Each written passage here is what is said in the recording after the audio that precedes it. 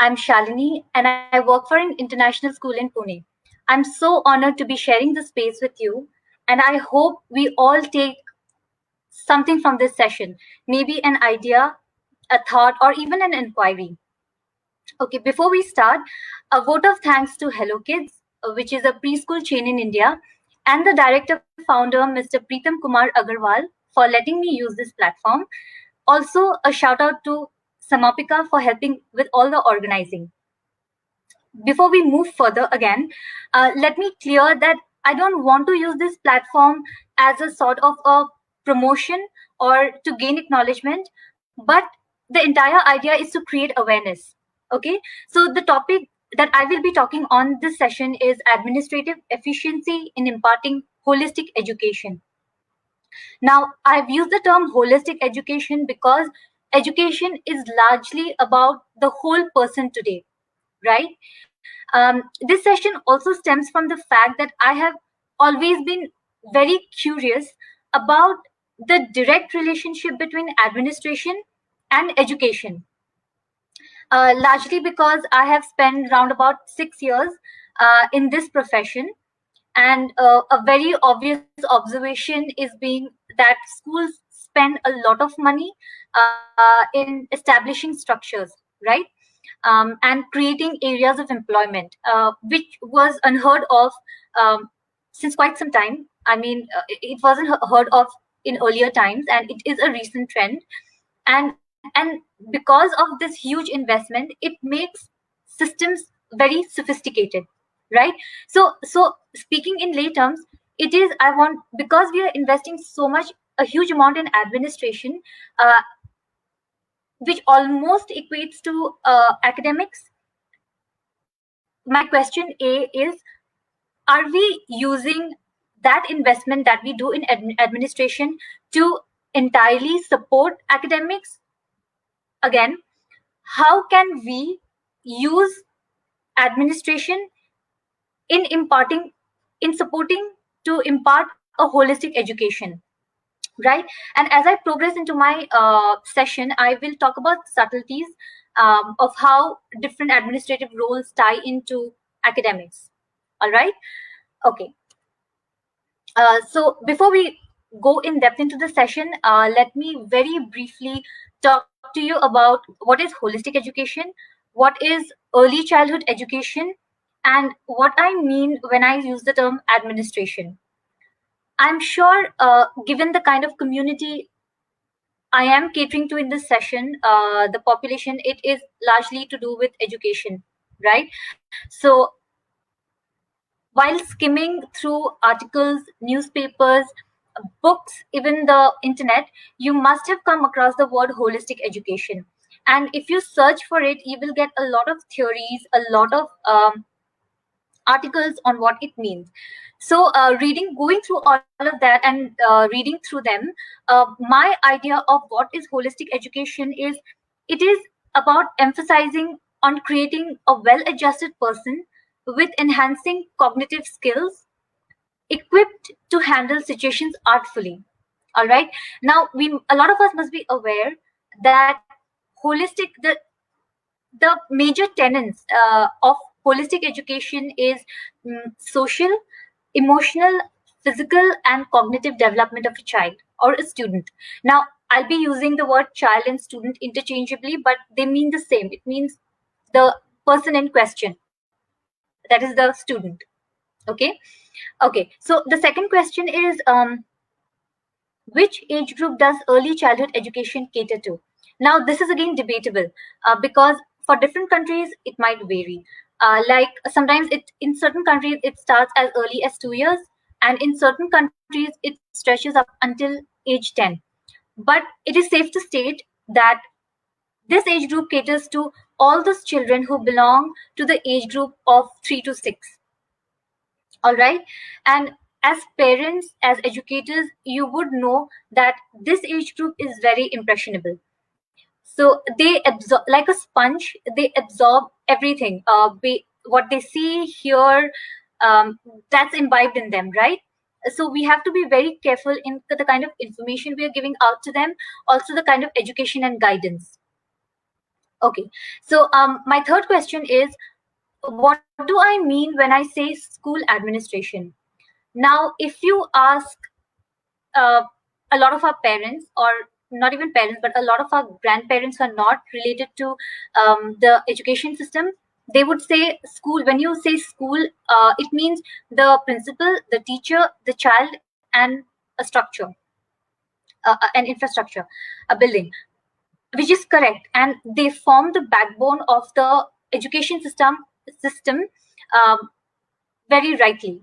But however, in our conversation today, I want to make you aware of the different roles which have been created in the system over time, and how they are woven in the wide network called education for optimum utility. Now, I will very briefly define all those designations that exist and that is termed as the administration. All right, starting with the principal. The principal is someone who manages the long term and the short term goals of the school. He looks into the day-to-day operations. He liaises with different organization. He communicates with parents, teachers, staff, students, all of it. Now, supporting the principal in academics is our coordinator. Now, the coordinator is someone who handles the entire academic machinery. He liaises with the board that the school follows. It could be IGCSE or the IB. He prepares examinations. He designs curriculum. He is responsible for all the latest trends that is happening in education and how it can be woven into our academic structure. So all of that. Now there is the now supporting the principal and the coordinator is the office manager, which is also my role. Now the office manager is someone who helps teachers. For example, when a teacher is absent, she steps in for the teacher, managing the class and helping the student in the task. She also supports the principal in by liaising with parents, teachers, students, addressing issues, etc. She also sometimes helps the coordinator with exam invigilation, and whenever he needs support in terms of maintaining the student data. So a lot of schools have, excuse me, a lot of schools have software which records student data, right from attendance to reports, etc. So that is the role of the office manager. Moving on, we have the counselor, we have the nurse and the doctor, and we have a major IT department. Uh, Now I will talk about this as we go further, but just to stick to the time and not go overboard, uh, I will finish the descriptions here. And so now a lot of descriptions, designations that I have mentioned might not be applicable to a lot of school systems, right? It varies, but together they work in supporting the mechanism of a child receiving an education. Moving on. Now we have some idea about what is holistic education and what an administrative machinery looks like. Let's begin with understanding how the two intertwine by looking at a few instances. Okay? Now, when a student is accepted in a school, initially, the admissions officer, she hands out or she asks the student to sit for an assessment, right? Now, this assessment helps them gauge as to where the student stands in terms of learning. All right. And we as a school, are we equipped to provide the kind of support the child needs? Like, if I may state, so in a lot of international schools, when we accept students from abroad, it could be um, students from Czech Republic or students from Korea whose first language might not be English, right? But being in India, since English is largely used, I mean, English is the only language used in cities, in schools in cities. So, because the child is not equipped with English, does not mean that we deny him acceptance, right?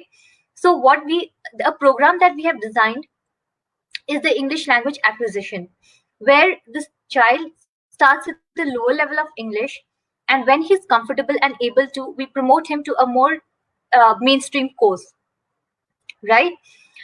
Now, here, what I would like to point out is that how the admissions officer, who is into an administrative role, together with the teacher, who is in an academic role, combine and gauge or support the cognitive ability of a child, right?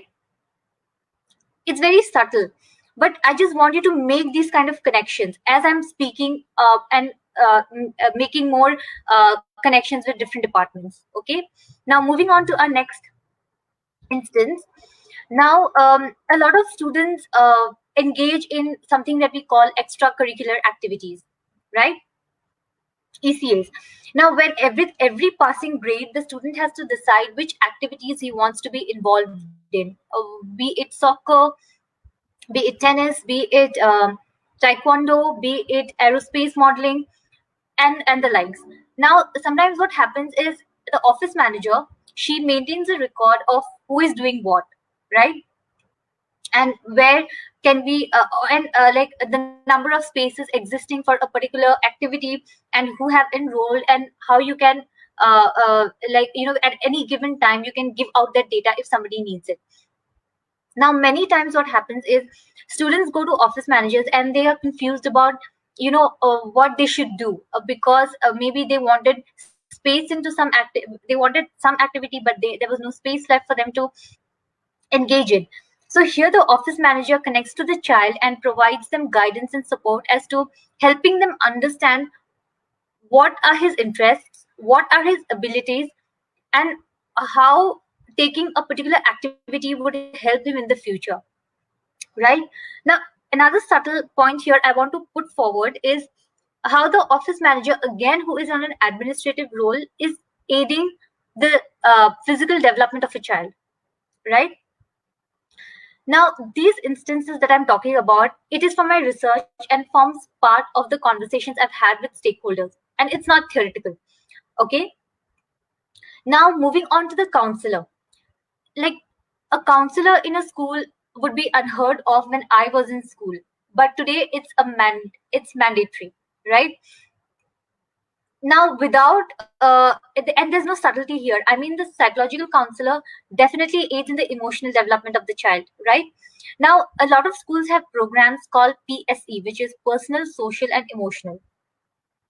Now, the counselor, so like I mentioned earlier, the age group between 3 and 6 is a very impressionable age, right? They also become aware of a lot of things, of which one of them is emotional, the way they are feeling. And like in earlier times, that we would just brush it off saying that, a child has to behave in a certain way. But today, and then when we brush those off and tell that a child has to behave in a certain way, it leads to research have proven that it leads to maladjusted persons, right?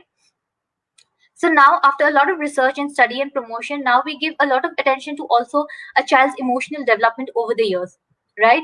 Now, a psychological counselor is someone who aids the child in helping him understand what he's going through, why he's going through, why he's not feeling himself on certain days, himself or herself on certain days, who he can reach out to when he's feeling different. It can be parents, it can be teachers, and it can be the counselor, right?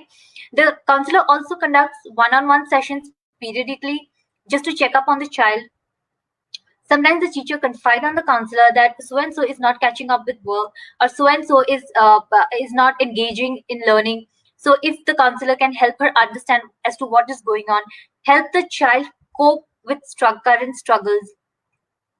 Here the counselor is not a teacher, at least not I've heard of. I am not sure if that is the practice in every school, but I have not seen a counselor being a teacher. So now again, a counselor belonging to a non-teaching staff is again aiding in the emotional development of the child, right? Moving on.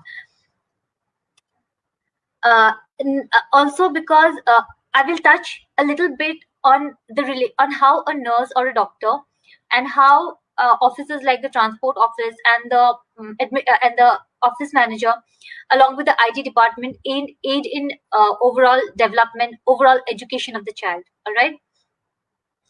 Now, many schools, in order to impart experiential learning or in order to help children experience outdoors, organize trips. Some could be day trips, some could be overnight trips. It could range over subjects such as it could be service related, or it could be science related, or it could just be an adventure trip, a trek. Now, a lot of us don't understand that a lot of logistical organization goes at the back end, right? Liaising between taking permission to organizing transport to catering to food requirements, keeping in mind different allergies, to taking permission from parents, consent from parents. So there's a lot of back end work that goes on in order for the child have a wholesome experience, right? Then again, here what I would want to point out is here the office manager and the transport manager. Like a lot of us might not have heard that transport managers exist in schools, but they do. Now the transport manager working quietly at the back end is supporting the system, education system, in helping the child have a wholesome experience, right? So in a way, we say that he is adding to the experiential education of the child, to the holistic education of the child, right? Now moving on from, again, a little bit about the nurse. Now again, a nurse is also engaged with providing some social and emotional development of the child, right? When a child is hurt, and in schools which have classes starting from early years right up till the diploma program, it's a wide range of different age groups and different emotions, right? So whenever a child is feeling a little sick, they go first to the nurse. The way the nurse handles the situation, the way that she connects to the child, the way she makes the child feel safe, happy, and secure, also adds to the overall experience of the child in the education system, right? Now, moving on from this, let's talk about the IT department. Now, until a few years back, we would never imagine for an entire IT department to be existing in a school. But today, we cannot do without it, especially in the last year when the entire education has moved to virtual, right? And for schools who are committed to giving the kind of education we would if we were in a physical situation, we rely heavily on the best practices we can use to impart the kind of learning through a screen for the child, right? Here also, like when the child is in a physical environment, I have seen students go to the IT department, which would mainly constitute of very serious looking people with machines and gadgets, and how when a student faces a software problem or a hardware problem, he engages with the IT personnel, and how the person helps him find out what is actually wrong with his computer and how he should sort it out. Whereby the child is learning himself how to sort a problem by asking for help, but doing it himself, right? That also forms a part of education. Um, so, so in my conversation here, I have spoken until now. I have spoken about different departments such as the admissions department, the office manager, the coordinator, the nurse, the transport manager, and the IT department, and how their helping children also aids into the child learning something, right? Uh, and how it ties into the different tenets of the holistic education that I spoke about earlier. Um, Moving on from, we are almost towards the end of a session. I would like to make a few points on how we can better ourselves, or how we can use every existing criteria in a structure to aid education, right? So, providing opportunities of professional development for staff through attending conferences, workshops, and seminars, and by sharing learnings. So, we cannot send 5 people to one workshop, right? So what we do is we send one person to a workshop. He or she comes back and they share what they've learned with the entire department or the entire staff. Sharing of knowledge. B, inculcating best practices, collaborating with schools who are willing to share ideas, reaching out to different schools that exist in your context, like other national IB schools maybe in different parts of the country, because every school in different parts of the world might not have the same situation as yours, right? So talking with them, knowing what they are doing, how we can use their best practices to suit our needs. C, by developing and validating designs, because we have not heard of it does not mean we cannot be innovators. By brainstorming ideas in house on how we can better situations, right? On how we can uh, be inclusive, right? Upgrading ourselves with IT developments and looking into the future. I think this IT, information technology, virtual learning is the way forward. So, how as a school we practice and keep ourselves up to date with all the latest happenings, all the latest softwares available in education, etc. This also brings me towards the end of my session, and I'm happy to take questions if you have any. And yeah, let's take it from there.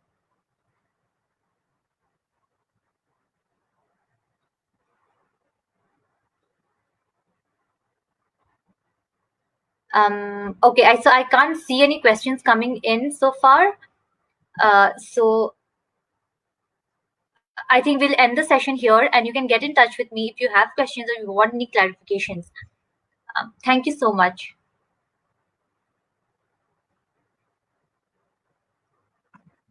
Bye bye, and have a good day.